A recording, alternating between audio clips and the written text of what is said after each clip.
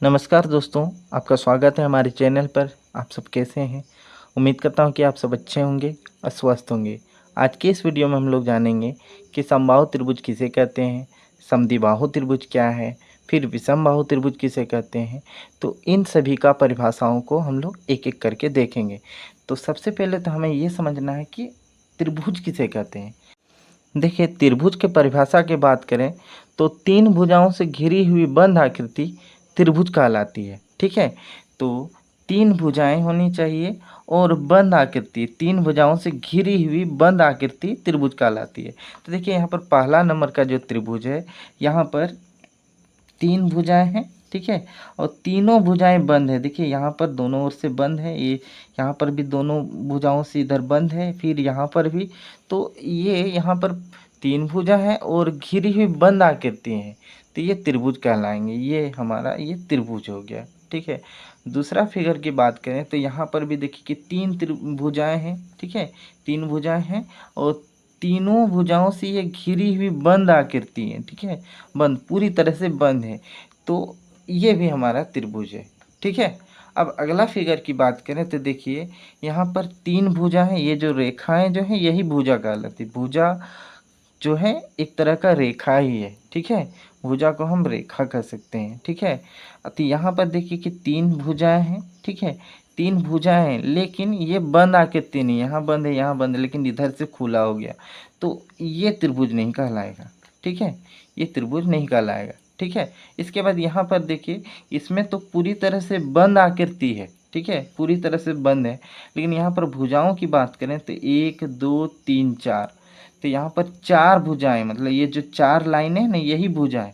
ठीक है, तो चार भुजाएं हैं, बंद तो है, तो चार भुजाएं हैं, तो ये त्रिभुज नहीं कहलाएगी, तो ये भी हमारा त्रिभुज नहीं है। ठीक है, अगर हम इसका ट्रिक की बात करें तो देखिए, त्रिभुज, ये त्रि और भुज से मिलकर के बना है, दो शब्दों त्रि और भुज।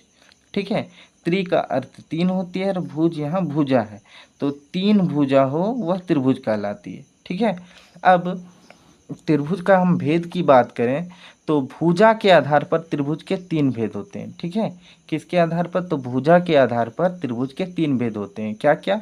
तो पहला नंबर में है समबाहु त्रिभुज, दूसरा में समद्विबाहु त्रिभुज और तीसरा में विषमबाहु त्रिभुज। ठीक है, ये तो बात होगी कि भुजा के आधार पर त्रिभुज के तीन भेद, वो क्या क्या? समबाहु त्रिभुज, समद्विबाहु त्रिभुज और विषमबाहु त्रिभुज। ठीक है, अब अगर हम कोण के आधार पर बात करें तो त्रिभुज के इसमें भी तीन भेद होती हैं। ठीक है, कोण के आधार पर त्रिभुज के तीन भेद होते हैं इसमें भी। ठीक है, क्या क्या?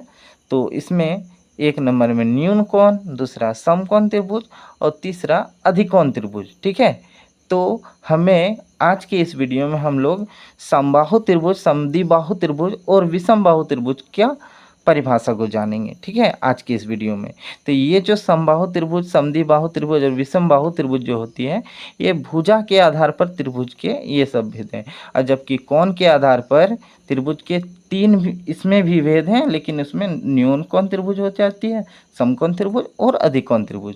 तो आज हम बात करेंगे इन सभी त्रिभुज के विषय में। ठीक है, तो आइए सबसे पहले हम लोग समबाहु त्रिभुज की बात करते हैं। देखिए, समबाहु त्रिभुज की परिभाषा की बात करें तो इसका परिभाषा होती है एक ऐसा त्रिभुज जिसकी तीनों भुजाएं बराबर लंबाई की हो, उसे समबाहु त्रिभुज कहते हैं। ठीक है, तो एक ऐसा त्रिभुज जिसमें तीनों भुजाएं बराबर लंबाई की, मतलब इसकी जो भुजा है, ये सभी लाइन जो है, रेखा है, यही भुजा है, तो तीनों भुजा की लंबाई अगर बराबर है तो वो समबाहु त्रिभुज कहलाएंगे।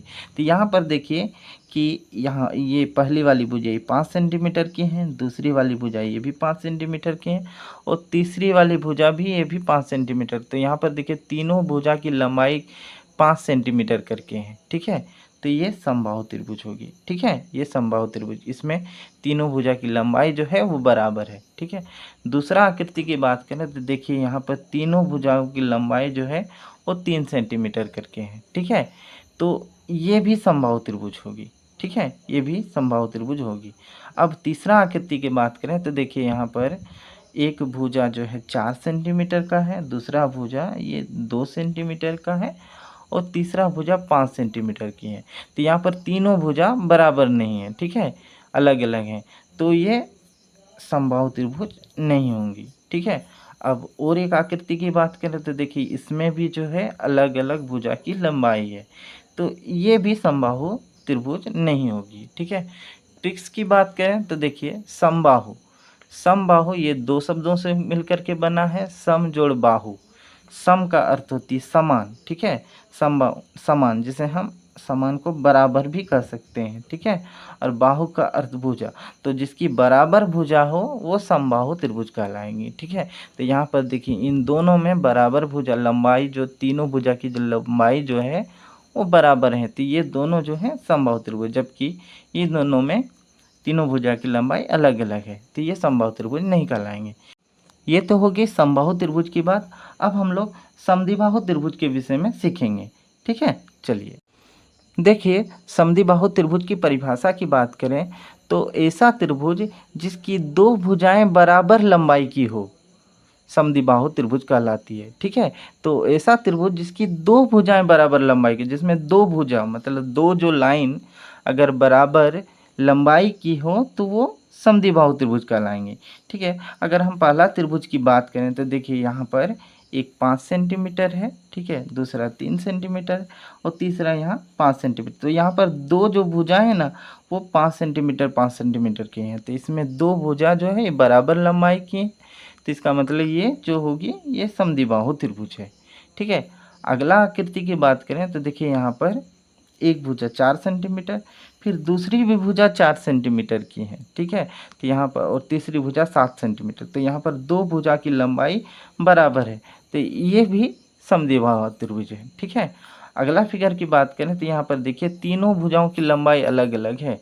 ठीक है। एक 5 सेंटीमीटर, एक 4 सेंटीमीटर, एक 6 सेंटीमीटर, तो ये समद्विबाहु त्रिभुज नहीं होंगी। ठीक है। ये समद्विबाहु त्रिभुज नहीं है। ठीक है। अब आगे देखिए समद्विबाहु त्रिभुज को अगर हम ट्रिक्स की मदद से सीखें तो समद्विबाहु ये इसको अगर हम तोड़ेंगे तो ये सम द्वि जोड़ बाहु, ये तीन शब्दों से मिलकर के बना समद्विबाहु। ठीक है। सम का अर्थ समान, जिसको हम बराबर भी कह सकते हैं। ठीक है।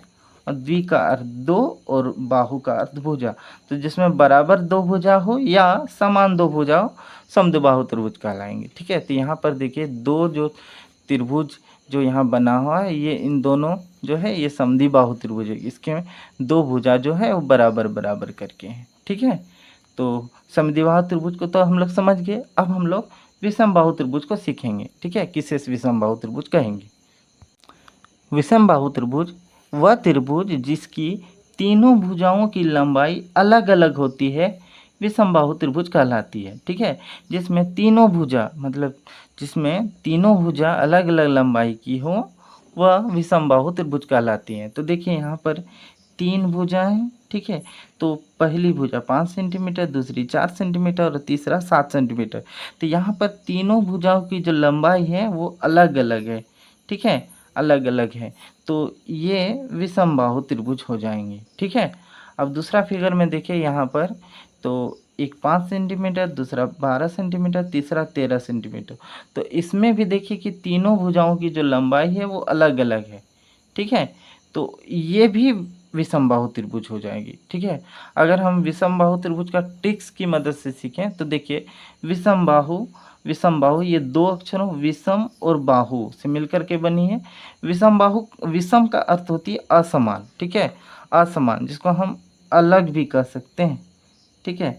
समान का उल्टा होता है असमान। समान का अर्थ होता है बराबर और असमान का मतलब बराबर नहीं, अलग। ठीक है।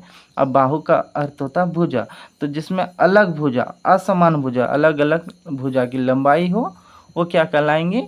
तो विषमबाहु त्रिभुज कहलाएंगे। ठीक है। तो उम्मीद करता हूँ कि आपको समबाहु त्रिभुज, समद्विबाहु त्रिभुज और विषमबाहु त्रिभुज के विषय में समझ गए होंगे। ठीक है। तब तक के लिए इतना ही। देखने के लिए धन्यवाद।